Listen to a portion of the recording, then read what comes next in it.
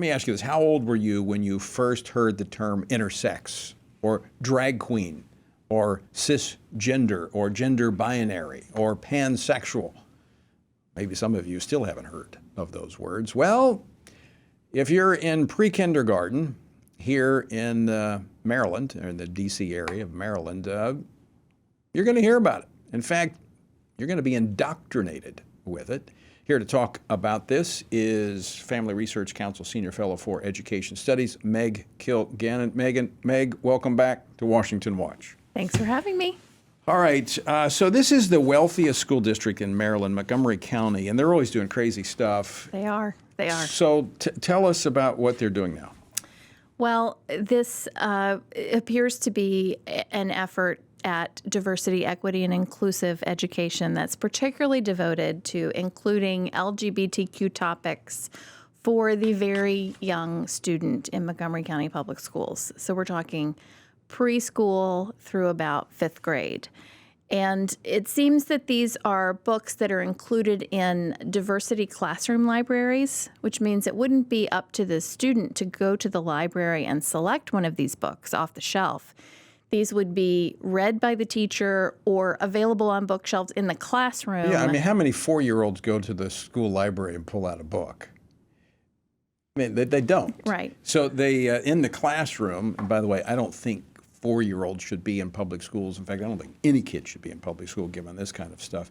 So they sit on the carpet. I remember this. I mean, I can remember back where, the teacher says, come over. She sits in a rocking chair. All the kids sit on the rug around the bookshelf that's in there with the books.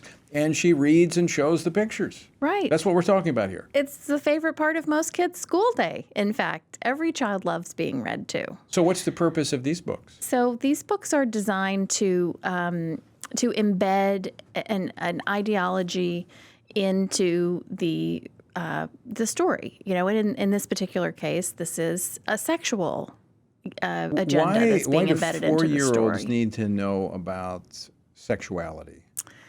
Well, I think that the sales job they're giving is all children need to see themselves reflected in the material, and their lived experiences need to be a part of the curriculum. And so instead of having books that are aspirational or, I think I had the Aesop's Fables. You remember those? Yeah. That taught you a lesson? I remember Bill Bennett's book about virtues. Sure. I read that to my kids when they were little.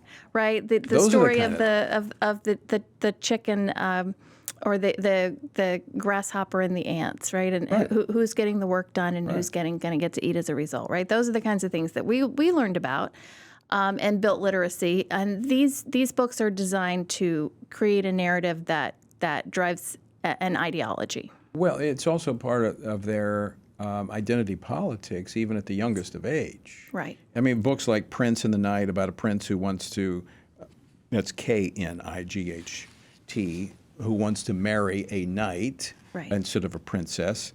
There's, for kids 5 and 6 years old, there's Uncle Bobby's Wedding, which is about a wedding between two men. There's the book for pre-kindergarten, Pride Puppy, which teaches terms like intersex, drag queen, drag king. Right.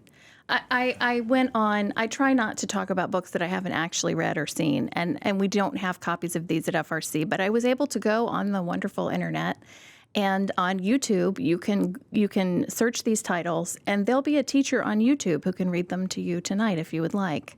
So I heard these stories read to me the same way that a teacher would read them to a child, and it's an insidious project, right? They're seeking to normalize something that is not normal and is unbiblical. They come with canned responses to parents who raise issues with them. And by the way, the Human Rights Campaign, which is a pro-homosexual group, is providing the study guides that go along with these books. So that should tell you something right there.